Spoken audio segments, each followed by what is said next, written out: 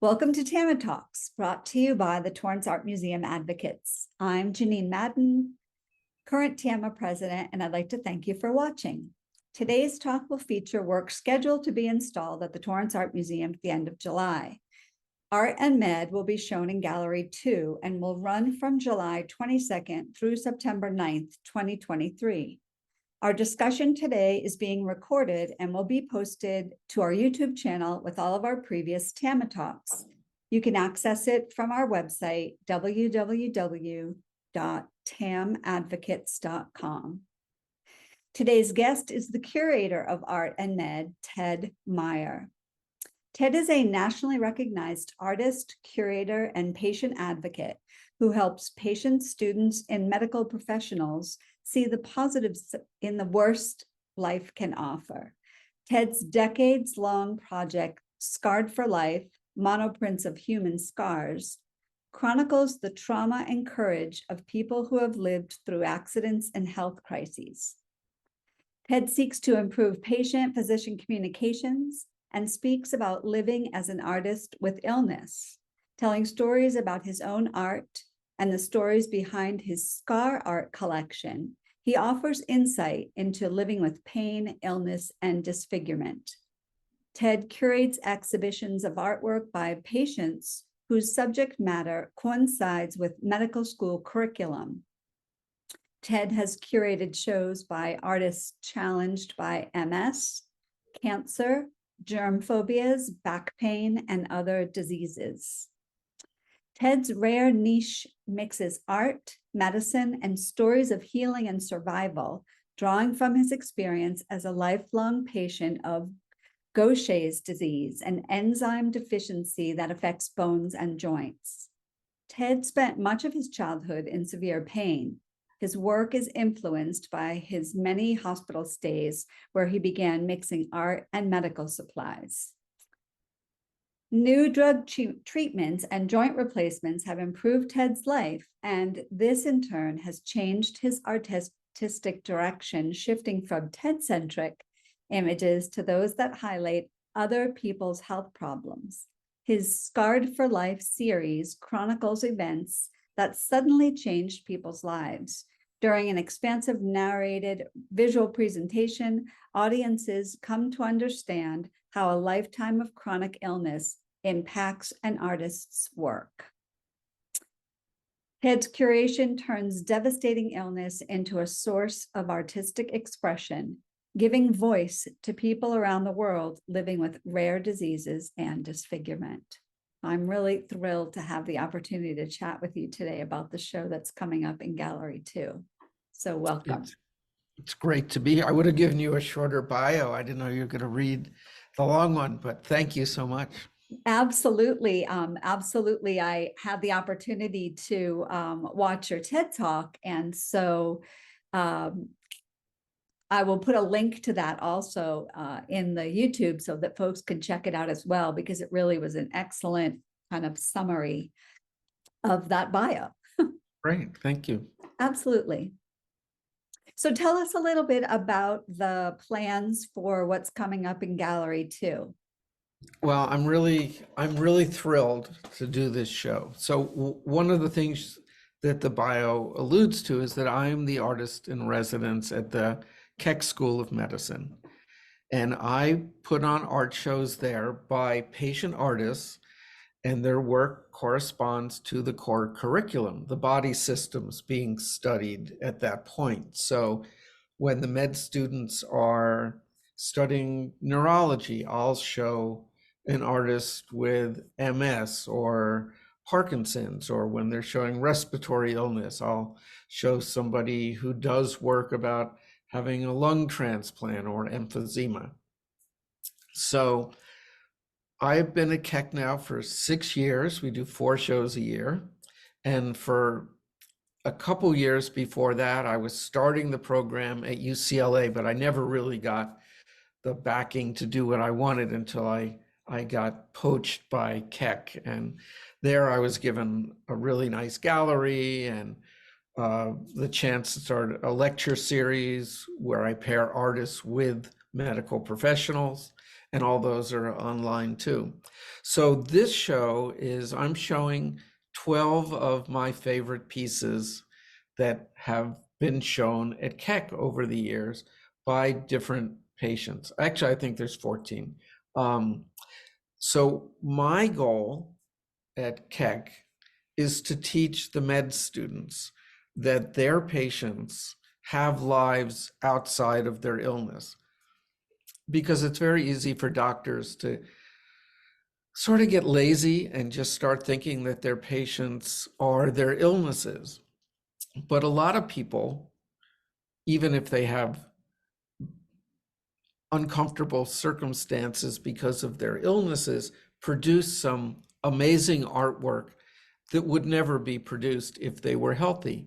They might be doing landscapes or gnomes under mushrooms paintings, but because they've had a heart transplant, because they've had colorectal cancer, because they've had a heart transplant, I just said heart transplant, uh, Parkinson's, they might do some amazing writing or visual interpretation of that. And my whole idea is to get these doctors to realize that they have whole people in front of them, so that when they're treating them and having to see them time and time again over chronic illness, that again, these people are just, they're more than their symptoms, they're more than their lab reports. Yeah, it's very Frida Kahlo-esque. I know that she incorporated her after her accident and much of the illness related issues that she was experiencing. I know she incorporated those into her artwork often. So Yeah, and it's amazing how many people do. And the funny thing, and I always bring this up, if you're Bukowski or you're you're reading Grapes of Wrath, you're reading about people having miserable lives. And everybody goes, oh, that's great literature. But sometimes when people make a painting to show they might be having a miserable or challenged life, people are like, oh, I don't want to see it. Well, I want to see it. I want to see that work, and I want to show that work, because I think it's much stronger than an abstract painting. Or I know people will yell at me for that, but like the idea of a painting with a strong personal narrative is really, really important to me. absolutely. Well, the image that is on this marketing, I have a solo image of it. Yeah. And what we'll do, if you'd like, is we'll talk a little bit about this piece. And then you indicated that you also had some images that you'd like to share. So I'm happy to turn the screen over to you when we're done with this piece. Okay, so this one is by INS, and she lives out in Joshua Tree, and she had years of everything from shock therapy to depression to, I believe, bipolar. I don't have her description right in front of me, but this is just a beautiful piece, and there's wires sticking out of it. It's sort of collage and painting. This is one I had shown first at UCLA, and it's always stuck with me. I thought it was the strongest of all the pieces that I had shown there. And you can see in there, there's the machinery she had to go through, and you know, like my fate is written right in the center of it. And that's an amazing thing to contemplate, that like that, if treatment doesn't work, that you're going to be strapped up in a straitjacket. That's a horrible thing to have to contemplate, but it is the kind of thing that should land up in your art. One thing, when I was young, I used to do work about myself, and I don't anymore.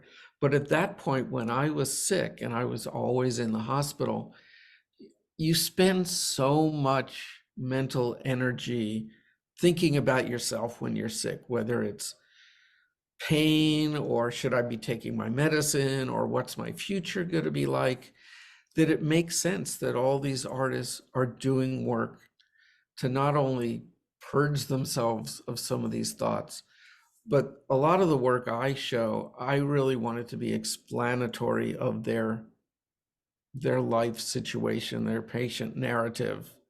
So I think this is a perfect example of that. Fantastic. And so this particular piece will be in the Gallery 2 exhibition? It will. Fantastic. All right. Would you like to share some of the images? I can stop sharing. Yes. Okay. So this is a photo collage image. This is done by J. Frederick May, and Jay had a stroke and lost complete vision in one side, and his brain sort of makes up images in the side that he can't see. And it's really interesting because I had always heard of amputees having phantom pain. It never occurred to me that if you lost eyesight, your brain would sort of make phantom images. Mhm. So he has a whole series of work of how he sometimes sees faces. He has a huge portrait series, and they're really spectacular. So I'm not exactly sure his process, but this is what he sometimes sees. He sees broken up faces, and his brain is dropping in different sections of the faces while he's looking at people. So this image is 20 by 20, and we're going to have the original print in the show. Outstanding. This is Kathy Nida. Kathy lives in San Diego, and she does quilts. This is all sewn. This is an amazing image. It's about 4 feet wide and I think 8 feet long. And she does a lot of work about reproduction. So we had Kathy come in and talk stories of reproduction during our reproduction section at Keck School of Medicine. And I mean, the detail on this thing is absolutely amazing. Yes, outstanding. The colors, the composition, all of it. Wow. Yeah. Yeah. And it's just, again, it's just one of those things like the idea of, we think of quilts, we think of turn of the century and a knitting circle, and then there's this. And I just love, and there's so much detail, which we can't get into here. There's writing in the book, there's all the organs, there's, the skeletal images down on the bottom. It's just an amazing, amazing piece. This is a woman named Bhavna Mehta, who lives also down in San Diego. And she grew up in India and landed up having polio. And as a result of the polio, her muscles got weak. And then she landed up having scoliosis. So she landed up using all her x-rays.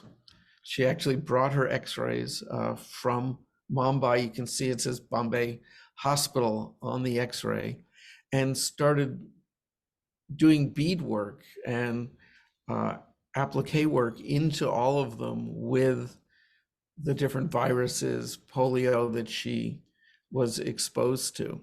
So it's taking like the most horrible thing that could happen to you and making something really beautiful. This is an amazing piece. The craftsmanship is amazing. I mean, sewing into that plastic Wow. and not having the entire thing fall apart on you, it's just an amazing piece. And this is the kind of thing, like I can show this to the med students, and you can't look at this and not think of the pain and the discomfort that this woman goes through on a daily basis because of the scoliosis. She's actually in a wheelchair and does amazing, amazing work. This is a piece by an artist that I actually had him do this one for the show. I've shown him at Keck before, and he has had 2 lung transplants. And one of my favorite pieces that he has is a collection of small, I think they're 12 by 14 images of the back of different ambulance doors. And so he has cystic fibrosis. He was always having to go to the hospital because he was having trouble breathing. And he noticed that depending on the ambulance company, they all have different patterns on the back doors. So he made this series, a modular series of all these patterns. And when we were talking about the show, I said, you know, because his work is glittery and it's really beautiful. I said, could you do one life size of what these doors look like? So this piece is like 8 feet across, and it's based on the back doors of one of the ambulances that he had to take into the hospital. This one is Susan Trackman, and Susan I've shown at both USC and Keck, and her story is so illuminating for all the med students. So she's somebody who used to do art. She was an interior designer, and over time she developed MS, and she wasn't able to do work anymore because she can't control what she's doing with her hands. So she started working with other people and developing techniques, and she uses all her medical supplies that come for her MS in her artwork. She uses sharps containers, she uses IV tubes, she uses needles. And this is a piece called Chaos because that's the way she feels. She's got no control over things. And they're all embedded in lucite. And this is, I believe, 1 week's worth of medicine. So it's a pretty amazing piece. So again, this is the kind of thing I want med students to look at this and go, what's this person's life like if they have to deal with this much medication and this many shots and, you know, time and planning and, you know, being sick is more than just sitting in your bed. It's figuring out how to have a life. It's figuring out how to time everything so all your medications work, especially somebody with like Parkinson's or something like that, where timing is incredibly important. And speaking of Parkinson's, this is James T. Walker, and James, he gave a talk at Keck this year that was really amazing. He used to work for Hanna-Barbera, and he did the original Flintstones and Yogi Bear and the Jetsons, and he drew all these people he started working there when he was very young in his teens, never did artwork about himself until his late 50s when he started developing Parkinson's. And he actually lost his ability to draw with his right hand and had to relearn how to draw with his left hand, which this drawing was done with. So, you know, at almost 60, he landed up changing his entire artistic direction. He still draws in sort of that cartoonish style. And some of his work you can look at and go, oh, that looks like the Flintstones. That looks like, you know, character you might recognize. But he went from doing work about assignments, being given things, to work about Parkinson's, very strong first person work about what his life is like having Parkinson's. I think that's it. That's my last slide. Excellent, excellent. Well, again, so that work, it will all be featured in Gallery 2. All those pieces are coming to the gallery. And all of them are part of the program that you refer to as Art and Med. Is that the name of the project? Well, that's my business and what I work under. The work at Keck is shown through the HEAL program, and we have a gallery there, the Hoyt Gallery. And as I said, we do 4 to 5 shows a year. They're based on the body system. So Art and Med, HEAL. HEAL stands for Health, Ethics, Art, and Law. So you know how it is with artists. One day you're doing one thing and one day you're doing another, and they all come together and you make enough living, enough to live on. Yeah. So depending on the day, things are under different titles. I have a website, artandmed.com, where I talk about all this stuff, and I have all the interviews I've done with different people over the years, patients, advocates, doctors. It's all on the artandmed.com site. Great. I'll be sure to put a link to that in with this when it's posted we have a little opportunity to add a description to the YouTube video. And so I'll go ahead and make sure I can put that link in there. That would be great. have a, let's see. You're not on the screen at the moment, in case you. I am aware. Okay. So I did want to thank Oh, you. that's an old picture. Wow. That is an old picture. I had to, like I said, we were kind of going back and forth and getting some images, but the piece behind it kind of spoke to me. That's an original work that you did? Yeah, that's in a show at the art. It's not the Art Institute of Chicago. It's Chicago Cultural Center, and Ah, it was a show put on by the United Nations, and it's called Silver Hip because I did that after I had a bilateral hip replacement. So it's sort of a broken body. Again, this is when I used to do more work about myself. Now I don't do any work about myself. I got bored of I got bored of myself. I'm much more interested in helping other people tell their stories and tell the story of their life experience.